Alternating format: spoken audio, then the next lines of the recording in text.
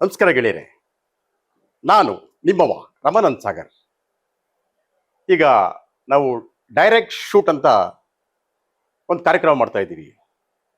ಈ ಕಾರ್ಯಕ್ರಮದ ಉದ್ದೇಶ ಏನಂತ ಹೇಳಿದ್ರೆ, ಸರ್ಕಾರದಲ್ಲಿರುವಂಥ ದಾಖಲೆಗಳನ್ನ ತೆಗೆದು ಅಲ್ಲಿರುವಂಥ ಲೋಪದೋಷಗಳನ್ನ ನಿಮ್ಮ ಮುಂದೆ ಇಡುವುದೇ ಈ ಡೈರೆಕ್ಟ್ ಶೂಟ್ ಕಾರ್ಯಕ್ರಮದ ಮುಖ್ಯ ಉದ್ದೇಶ.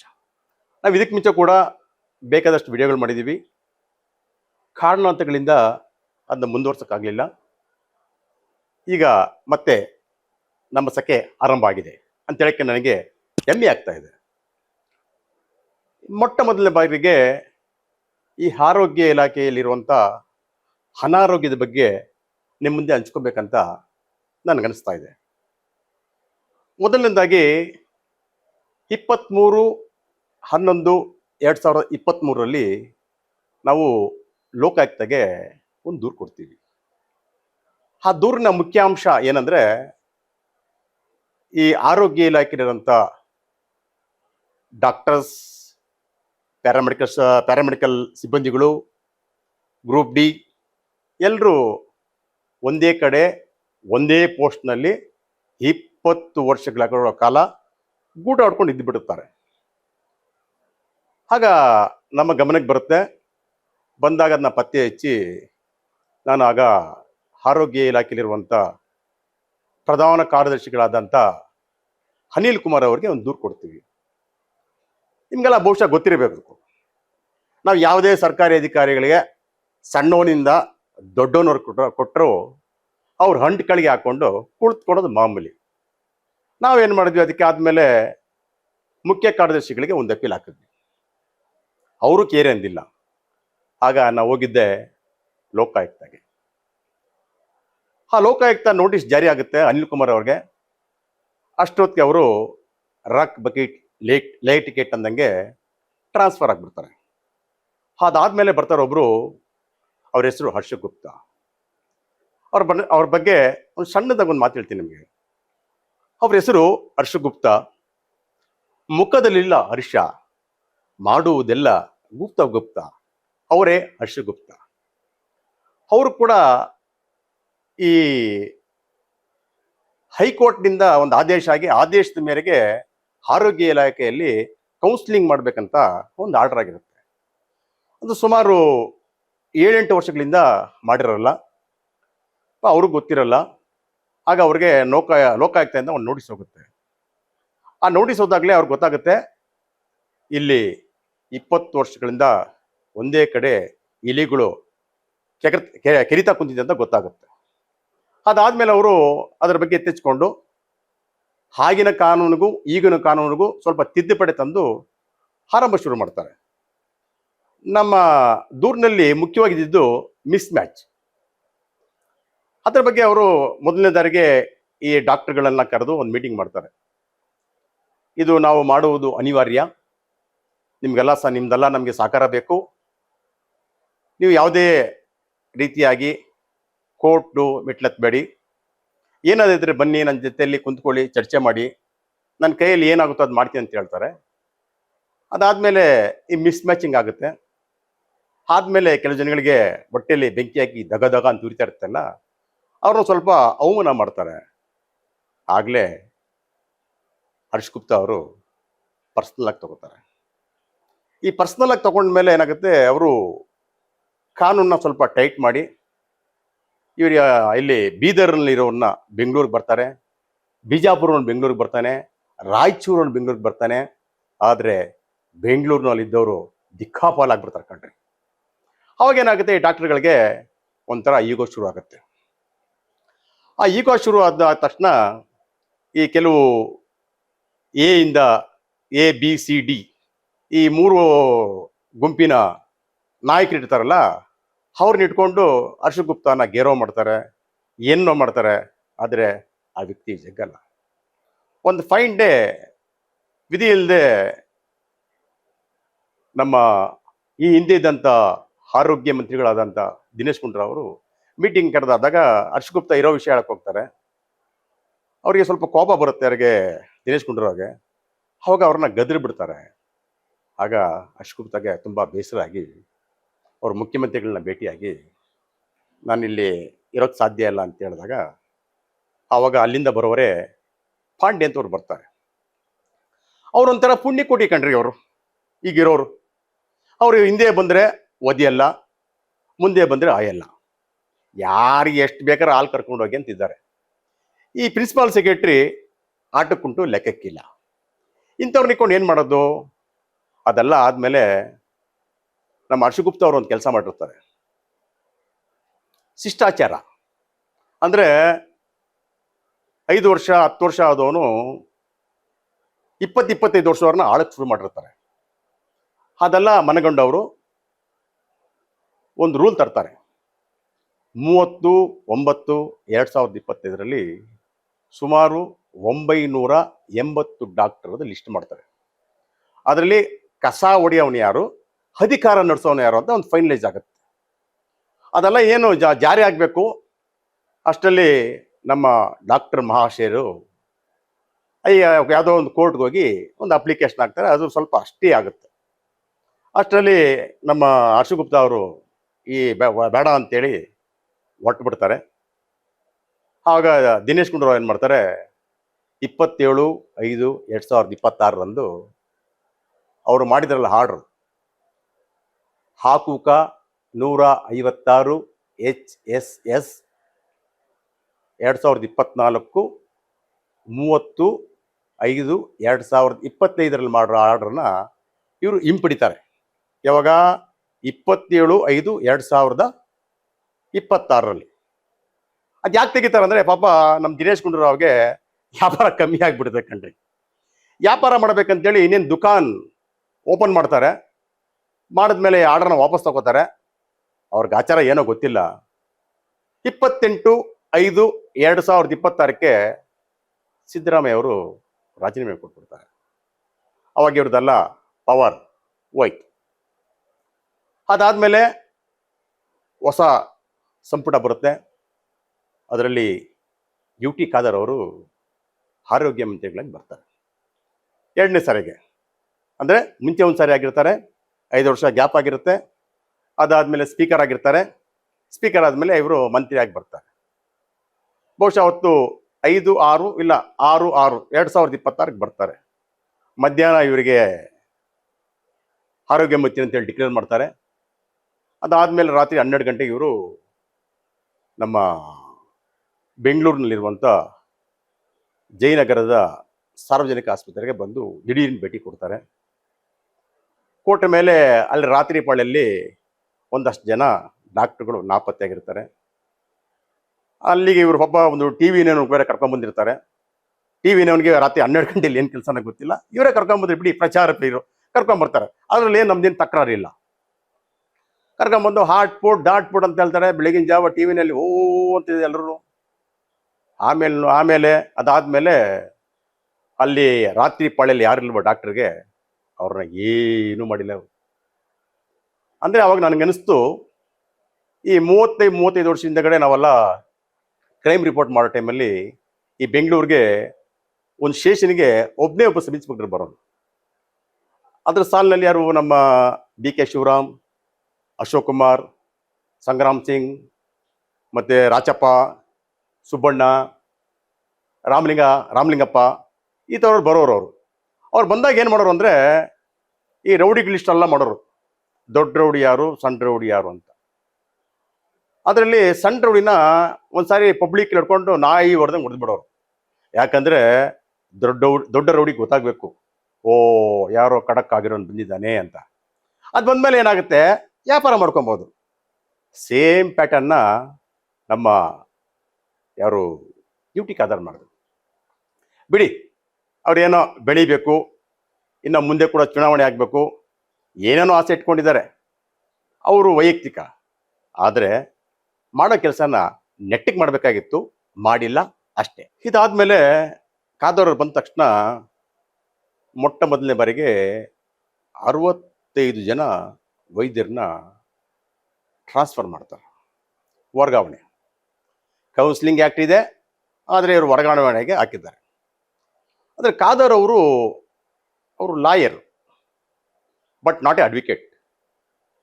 ಈ ಲಾಯರ್ಗೂ ಅಡ್ವೊಕೇಟ್ಗೂ ತುಂಬ ವ್ಯತ್ಯಾಸ ಇದೆ ನಿಮಗೆ. ಲಾಯರ್ ಅಂದರೆ LLB ಓದಿರ್ತಾರೆ, ಕಾನೂನಿನ ಬಗ್ಗೆ ತಿಳ್ಕೊಂಡಿರ್ತಾರೆ, ಕೆಲವು ವಿಷಯಗಳನ್ನ ಖಾಸಗಿಯಾಗಿ ಮಾಡ್ತಾರೆ, ಅವರು ಲಾಯರ್ಸ್. ಅಡ್ವೊಕೇಟ್ ಅಂತ ಹೇಳಿದ್ರೆ ಅವರು LLB ಮಾಡಿ ಬಾರ್ ಕೌನ್ಸಿಲ್ನಲ್ಲಿ ಮೆಂಬರ್ ಆಗಿ ನ್ಯಾಯಾಲಯಗಳಲ್ಲಿ ಕಕ್ಷಿಗಾರರ ಪರವಾಗಿ ವಾದ ಮಾಡೋನೆ advocate. But UT Khader not a advocate, is lawyer. ಅವ್ರಿಗೆ ಅರಿವಿರಬೇಕಾಗಿತ್ತು ಕೌನ್ಸಿಲಿಂಗ್ ಆ್ಯಕ್ಟ್ ಇರೋ ಟೈಮಲ್ಲಿ ಟ್ರಾನ್ಸ್ಫರ್ ಯಾಕೆ ಮಾಡಬೇಕು ಅಂತ. ಅದನ್ನ 65 ಜನನ ಇವರು ಮೊಟ್ಟ ಮೊದಲನೇ ಬಾರಿಗೆ ಟ್ರಾನ್ಸ್ಫರ್ ಮಾಡ್ತಾರೆ. ಯಾರನ್ನ ಮಾಡ್ತಾರೆ? ಈ ಬೆಂಗಳೂರಿನಲ್ಲಿ ಯಾರು ಠಿಕಾಣ ಹೂಳಿ ಬೇರೆ ಜಿಲ್ಲೆಗಳಿಗೆ ಹೋಗಿ ಪಡಬಾರ್ದು ಕಷ್ಟ ಬರ್ತಾರಲ್ಲ ಅವ್ರನ್ನ ಮಾಡ್ತಾರೆ. ಇದರಲ್ಲಿ ಯಾವ ರೀತಿಯಾದ ಸಾರ್ವಜನಿಕ ಹಿತಾಸಕ್ತಿ ಇದೆಯೋ ಗೊತ್ತಿಲ್ಲ. ಖಾದರ್ ಅವ್ರನ್ನ ನಾನು ಕೇಳ್ತಾ ಇದ್ದೀನಿ ಈ ಮೂಲಕವಾಗಿ, ಏನು ಸ್ವಾಮಿ ಸಾರ್ವಜನಿಕ ಹಿತಾಸಕ್ತಿ? ಒಬ್ಬ ಡಾಕ್ಟರ್ ನೀವು ಅಪಾಯಿಂಟ್ ಮಾಡೋದೇನಕ್ಕೆ? ರೋಗಿಗಳನ್ನ ನೋಡ್ಕೊಳಕ್ಕೆ. ಅವ್ನು ಗುಮ್ಮಸ್ತ ಕೆಲಸ ಮಾಡಕ್ಕಲ್ರಿ ಖಾದರ್. ಏನು ಅರಿವಿದೆ ನಿಮಗೆ? ನೀವು ಸ್ಪೀಕರ್ ಆಗಿರೋ ಸಂದರ್ಭದಲ್ಲಿ ನಮ್ಮ ಬಾಣಂತೀರು ಸಾವಾಗಿದೆ, ಬೇರೆ ಬೇರೆ ಸಾವಾಗಿದೆ, ಬೇರೆ ಬೇರೆ ಚರ್ಚೆಗಳಾಗಿದೆ 3 ವರ್ಷ. ನಿಮ್ಗೆ ಅವಾಗ ತಲೆಯಲ್ಲಿ ಇತ್ತಲ್ಲ ನಿಮ್ಗೆ, ನೀವು ತಾನೇ ಅವಾಗ ಸಭಾಪತಿಗಳು, ಸಭಾಧ್ಯಕ್ಷರು, ನಿಮ್ಗೆ ಬುದ್ಧಿ ಇರಲಿಲ್ವಾ ಆ ಕಡೆ? ಯಾಕೆ ಮಾಡಬೇಕು, ಏನು ಮಾಡ್ಬೇಕಂತೇಳಿ? ಅದಕ್ಕೆ ಕಾರಣ ಇಷ್ಟೇ ಖಾದರ್, ನೀವು 3 ವರ್ಷದಿಂದ ನಿಮಗೆ ದುಕಾನ್ ಬಂದಾಗಿತ್ತು, ಈಗ ದುಕಾನ್ ಓಪನ್ ಆಗಿದೆ, ದುಡ್ಡು ಮಾಡಕ್ಕೆ ಬಂದಿದ್ದೀರಾ. ಏನಕ್ಕೆ ಬೇಕಾಗಿತ್ತು ಖಾದರ್ ನಿಮ್ಗೆ ದುಡ್ಡು? ಮೆಡಿಕಲ್ ಕಾಲೇಜ್ ಇದೆ, ನೀವೇ ಡಿಕ್ಲೇರ್ ಮಾಡಿದ್ರೆ ಲಾಸ್ಟ್ ಟೈಮ್ ಎಲೆಕ್ಷನಲ್ಲಿ 7 ಕೋಟಿ. 7 ಕೋಟಿ ಇದೆ ನಿಮ್ದು, ಬಿಡಿ, ನೀವು ಎಷ್ಟಾನ ಮಾಡ್ಕೊಳ್ಳಿ, ನಮ್ಗೇನು ಬೇಕಾಗಿದೆ. ಆದರೆ ಸಾರ್ವಜನಿಕರಾಗಿ ಒಬ್ಬ ಪ್ರತಿನಿಧಿ ನಿಮ್ಗೆ ಏನು ನಾವು ಆಯ್ಕೆ ಮಾಡಿದ್ದೀವಿ? ನೀವು ನಮ್ಮ ಕಷ್ಟಗಳು ನೋಡ್ತೀರಾ, ಸಾರ್ವಜನಿಕರ ಕಷ್ಟಗಳಲ್ಲಿ ಪಾಲಾಗ್ತೀರಾ, ಸ್ಪಂದಿಸ್ತೀರಾ ಅಂತೇಳಿ ನೀವು ಟ್ರಾನ್ಸ್ಫರ್ ದಂಧೆಗೆ ಇಳ್ಕೊಂಡು ಈ ಥರ ದುಡ್ಡು ಮಾಡ್ತಾ ಇದ್ದೀರಲ್ಲ. ನೀವು ಮಾಡಿದಿರಲ್ಲ ಗೊತ್ತಿಲ್ಲ, ನಿಮ್ಮ ಹೆಸರಂತೂ ಹಾಳಾಗ್ತಾ ಇದೆ. ಈಗ ತಗೊಂಡಿದ್ದೀರಾ ತಗೊಂಡಿಲ್ವಾ ನಾವು ಹೇಳ್ತಲ್ಲ ಆ ಕಡೆ. ಈ ಯಾವ ರೀತಿಯಾದ ಸಾರ್ವಜನಿಕ ಹಿತಾಸಕ್ತಿ ಇದೆ? ನೋಡಿ, ಆ ಜಯನಗರ ಜನರಲ್ ಆಸ್ಪತ್ರೆಯಲ್ಲಿ ಒಬ್ರು ವಾಸಂತಿ ಅಂತಿದ್ರು, ENT ಸರ್ಜನ್. ಆ ಎಮ್ಮ ಟಿಕಾನ ಮಾಡ್ಕೊಂಡು 10-15 ವರ್ಷ ಇದ್ಲು. ಆ ಎಮ್ಮನಿಗೆ ಏನಾಗ್ತದೆ, ಈ ಕೌನ್ಸಿಲಿಂಗ್ನಲ್ಲಿ ನೀವು ಆನೇಕಲ್ ಜನರಲ್ ಆಸ್ಪತ್ರೆ ಕಳಿಸ್ತೀರಾ, ಕಳಿಸಿ 15 ದಿವಸ ಆಗಲಿಲ್ಲ ರೀ ಖಾದರ್, ಇಮಿಡಿಯೇಟ್ಲಿ ಎಮ್ಮ ಡಿಸ್ಟ್ರಿಕ್ಟ್ ಸರ್ಜನ್. ಡಿಸ್ಟ್ರಿಕ್ಟ್ ಸರ್ಜನ್ ಆಗ್ಬೇಕಂದ್ರೆ ಮನದಂಡ ನಿಮ್ಗೆ ಏನಾದ್ರು ಗೊತ್ತಾ? ಒಬ್ಬ ಸೂಪರ್ಡೆಂಟ್, ಮೆಡಿಕಲ್ ಸೂಪರ್ಡೆಂಟ್ ಆಗಿ ನಿಮ್ಗೆ ಏನಾದ್ರು ಗೊತ್ತಾ? ಆ KC ಜನರಲ್ ಒಬ್ಬ ಪ್ರಕಾಶ್ ಅಂತ ಬಂದಾನೆ, ಅವನು 15 ವರ್ಷ ಈ ಜಯನಗರ ಜನರಲ್ ಆಸ್ಪತ್ರೆಯಲ್ಲಿ ಗೂಟ ಹೊಡ್ಕೊಂಡಿದ್ದ. ಅವನು ಅಶ್ವತ್ಥ ಚೇಲ, ಅವನು ಮುಣಬಾಗಲ್ಗೆ ಆಗಿತ್ತು. ಯಾವ ಕಾರಣಕ್ಕಾಗಿ ಅವ್ನು ಕರ್ಕೊಂಡ್ ಬಂದಿದ್ದೀರಾ? ಅವ್ನು ಏನ್ ಗೊತ್ತಾ ಅಡ್ಮಿನಿಸ್ಟ್ರೇಷನ್? ಅವನಿಗೆ ಕರೆಕ್ಟಾಗಿ ಅವ್ನಿಗೆ ಅನಾಸಿಸ ಕೊಡೋಕ್ಕೆ ಬರಲ್ಲ ರೀ. ಫಸ್ಟ್ ಆಫ್ ಆಲ್ ಅವ್ನು ಹೋಗಿ ಮೆಡಿಕಲ್ ಸೂಪರ್ಡೆಂಟ್ ಮಾಡಿದ್ದೀರಾ, ಯಾವ ಉದ್ದೇಶಕ್ಕೆ ಮಾಡಿದ್ದೀರಾ ಸ್ವಾಮಿ ನೀವು? ಅದೆಲ್ಲ ಬಿಡಿ.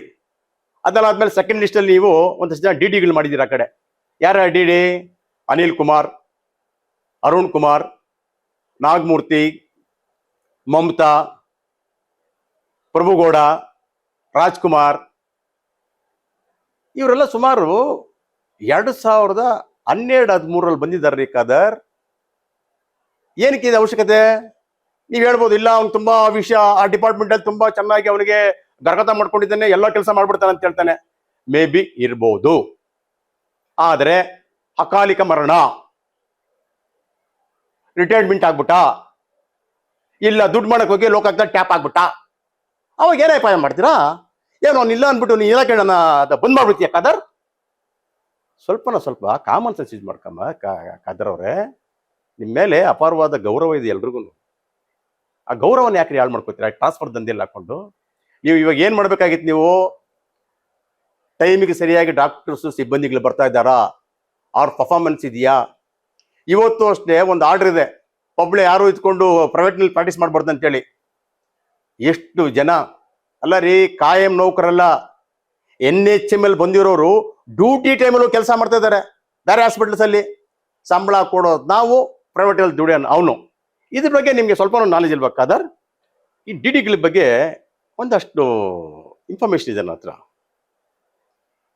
The great KGMO X president doctor Vivek ದೊರೆ, ಬಕೀಟ್ ದೊರೆ ಅಂತ ಜನ ಕರೀತಾರೆ. ಅದು ನನಗೆ ಗೊತ್ತಿಲ್ಲ, ಬೇರೆಯವ್ರು ಹೇಳಿದ್ದೀನಿ, ನಿಮ್ಗೆ ಹತ್ರ ಹೇಳಿದ್ದೀನಿ. ಇವರು 21/12/2022 ಈ ಬನ್ನರ್ಘಟ್ಟ ರಸ್ತೆಯಲ್ಲಿರುವಂಥ ಶ್ರೀನಿಧಿ ಕ್ಲಿನಿಕ್ ಮೇಲೆ ರೈಡ್ ಮಾಡ್ತಾರೆ. ಅವ್ರ ಜೊತೆಯಲ್ಲಿ ಪಾಪ ಒಬ್ಬ ಮಹಿಳಾ ಇನ್ಚಾರ್ಜ್ DHO ಕೂಡ ಕರ್ಕೊಂಡು ಹೋಗ್ತಾರೆ. ಅದಕ್ಕೆ ಸಂಬಂಧಪಟ್ಟಂಗೆ ಫೋಟೇಜಸ್ಸು ವಿಡಿಯೋಸ್ ಎಲ್ಲ ಇದೆ. ಅದು ಸಮಯ ಬಂದಾಗ ನಿಮಗೆ ನಾನು ಕೊಡ್ತೀನಿ ಅದನ್ನು. ಅವ್ರನ್ನ ಆ ಲೇಡಿ ಡಾಕ್ಟರ್ ಇದರಲ್ಲಿ ಡಾಕ್ಟರ್ ಚೈತ್ರ ಅಂತ, ಅವ್ರನ್ನ ಯಾವ ರೀತಿ ಚೆಕ್ ಮಾಡಿದಾರೆ ಅಂತ ಹೇಳಿದ್ರೆ, ಯಾವುದೇ ಒಬ್ಬ ಮಹಿಳಾ ಪೊಲೀಸ್ ಕೂಡ ಚೆಕ್ ಮಾಡದೇ ರೀತಿಯಲ್ಲಿ ಚೆಕ್ ಮಾಡಿದ್ದಾರೆ. ಅಷ್ಟು ಚಾರ್ಜಸ್ ಕೊಟ್ಟಿದ್ದಾರೆ. ಕೊಟ್ಟು ಅದೆಲ್ಲ ಡಿಸ್ಕಸ್ ಆಗುತ್ತೆ, ಅವರು ಮೀಡಿಯೇಟ್ ಇಟ್ಕೋತಾರೆ. ಅದೆಲ್ಲ ಆದಮೇಲೆ 28/12/2022 ಈ KGM ಒಂದು ಸಮ್ಮೇಳನ ಆಗುತ್ತೆ. ಎಲ್ಲಿ? ದಾವಣಗೆರೆಯಲ್ಲಿ. ಅಧಿಕಾರ ಹಸ್ತಾಂತರ ಯಾರಿಂದ? ಒಬ್ಬ ದೇಸಾಯಿ ಅಂತ ಇರ್ತಾನಲ್ಲ, ಆ ದೇಸಾಯಿಯಿಂದ ವಿವೇಕ್ ದೊರೆಗೆ. ಆ ಟೈಮಲ್ಲಿ ಇವರು ಆ ಡಾಕ್ಟರ್ ಚೈತ್ರನ ಬ್ಲ್ಯಾಕ್ ಮೇಲ್ ಮಾಡಿ 30 ಲಕ್ಷ ರೂಪಾಯಿಗೆ ಡೀಟೇಲ್ ಕುದುರ್ತದೆ. ಅದಾದ್ಮೇಲೆ ಅವಳನ್ನ ಬ್ಲ್ಯಾಕ್ ಮೇಲ್ ಮಾಡ್ಯಾಕೆನ, ನಾನು ತುಂಬ ಪವರ್ಫುಲ್, ನಾವು ಮನಸ್ಸು ಮಾಡಿದ್ರೆ ನೀನು ಎಲ್ಲೂ ಕೂಡ ಹಾಸ್ಪಿಟ್ಲಿಗೆ ನರ್ಸಕ್ಕಾಗಲ್ಲ ಅಂತ ಬ್ಲ್ಯಾಕ್ ಮೇಲ್ ಮಾಡ್ತಾರೆ. ಆಮೇಲೆ ಯಾರೋ ಅವ್ರನ್ನ ವಕೀಲರನ್ನ ಭೇಟಿ ಮಾಡಿ ಅವರು ಈ ಚೈತ್ರ ಅವರು 27/2/2023 ಒಂದು ದೂರು ಕೊಡ್ತಾರೆ. ಫಿನ್ ಡೀಟೇಲ್ಸ್, ಕಾಲ್ ಡೀಟೇಲ್ಸು ಯಾವ ರೀತಿ ಬಂತು, ಅವ್ರ ಜೊತೆಲಿ ಇದರ ಚೇಲಾಗಳು ಯಾರೋ ಈ ವಿವೇಕ್ ದೊರೆ ಮತ್ತು ಲೇಡಿ ಇನ್ಚಾರ್ಜ್ DHO ಅವ್ರ ಚೇಲಾಗಳು ಇವ್ರನ್ನ ಬ್ಲ್ಯಾಕ್ ಮೇಲ್ ಮಾಡಿ 30 ಲಕ್ಷ ರೂಪಾಯಿ ತಗೋತಾರೆ. ಅದು 27/12/2023 ಬೆಂಗಳೂರಿನಲ್ಲಿರುವಂಥ ಪುಟ್ಟನಹಳ್ಳಿ ಪೊಲೀಸ್ ಠಾಣೆಯಲ್ಲಿ ಮೊಕದ್ದಮೆ ದಾಖಲಾಗುತ್ತೆ. ಆ ಮೊಕದ್ದಮೆ FIR ನಂಬರು 50/2023. ಅದರಲ್ಲಿ ಅವ್ರು ಕಂಪ್ಲೇಂಟ್ ಕೊಡ್ತಾರೆ. ದೊರೆಯವರು ಮತ್ತೆ ಆ ಲೇಡಿ ಇನ್ಚಾರ್ಜ್ DHO ಬಂದಿದ್ರು, ನಮಗೆಲ್ಲ ಈ ಥರ ಬಂದು ಚೆಕ್ ಮಾಡಿ ಈ ಥರ ಮಾಡಿ ಅಂತ ಹೇಳ್ತಾರೆ.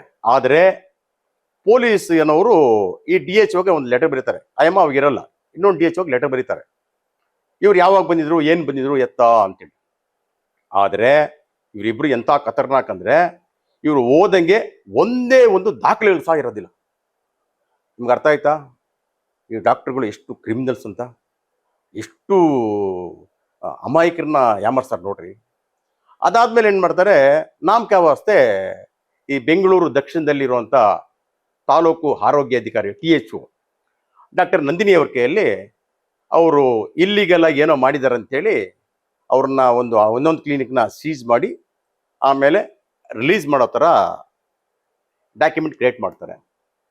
ಆದರೆ ಪೊಲೀಸ್ ಅವ್ರಿಗೆ ಇವರು ಹೋಗ್ದಂಗೆ ಯಾವುದು ದಾಖಲೆಗಳು ಇಲ್ಲದ ಕಾರಣ ಇವ್ರನ್ನ ಕೈ ಬಿಟ್ಬಿಡ್ತಾರೆ. ಕೈ ಬಿಡ್ತಾರೆ ಅಂದರೆ ಆಲ್ರೆಡಿ ಇವರೆಲ್ಲ ಪೊಲೀಸವ್ರಿಗೂ ಡಾಕ್ಟ್ರಿಗೆ ಒಂಥರ ಅಂಡರ್ಸ್ಟ್ಯಾಂಡಿಂಗು, ಅಡ್ಜಸ್ಟ್ಮೆಂಟ್ ಆಗಿರ್ತದೆ. ಅದರಿಂದ ಇವರಿಬ್ಬರ ಹೆಸರು ಕೈ ಬಿಡ್ತಾರೆ. ಅವ್ರು ಯಾರೋ ಇದ್ರಲ್ಲ ಬ್ರೋಕರ್ಸ್ ಇಬ್ಬರು, ಅವರು ಅಪ್ಸ್ಟ್ಯಾಂಡಿಂಗ್ ಆಗ್ತಾರೆ. ಈಗ ಕೇಸ್ ನಡೀತಾ ಇದೆ.